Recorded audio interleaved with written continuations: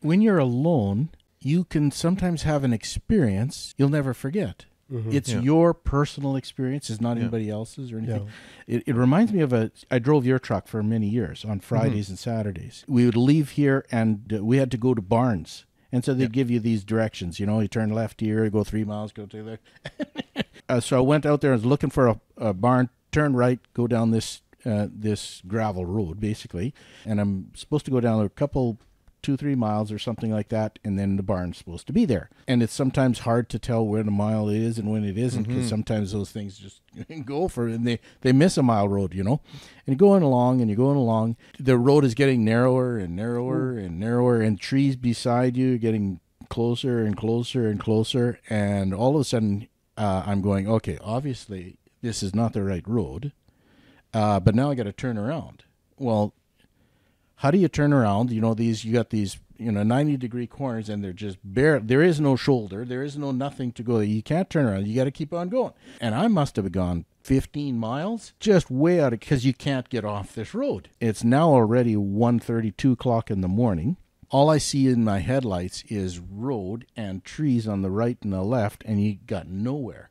There is no way in the world I can back up. Not for that long, as I am toast. I'm going, okay, I'm at the end here. I just can't do it. So I get up to it's a little bit of a ridge. So I go up at the ridge, and I stop, and I pull the air, and my headlights are, up in the sky kind of a little bit, and I'm going, okay, I don't know if anybody believes in prayer or whatever, but I pray, and I said, God, I am stuck like you wouldn't believe. I said, I got to get out of here, and it's in the middle of the night. I have no idea even where I am anymore.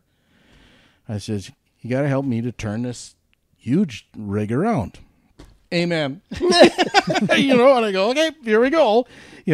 That's the only thing that I knew what to do, So I push the air in, put it into gear, and I start rolling. As soon as you're rolling, the headlights come down because you're off the ridge or whatever, and it comes down, and all of a sudden the trees disappear, and I'm in one of the biggest gravel pits. Oh my! You could do figure eights in there to turn around.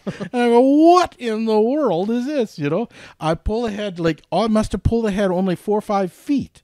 In a situation, how in the world do you analyze that? And he said, what's the probability of me stopping at this ridge, 4 feet from being free? How do you answer that? How do you figure that out? I'm convinced that gravel pit is still there.